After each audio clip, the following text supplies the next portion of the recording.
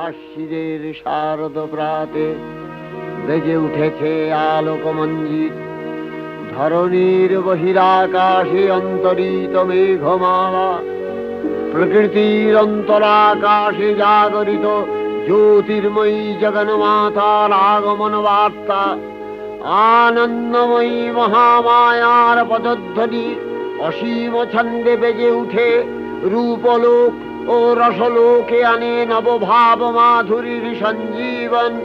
তাই আনন্দিতা শ্যামলী মাতৃকার চিন্ময়ীকে মৃন্ময়ীতে আবাহন। আজলো তো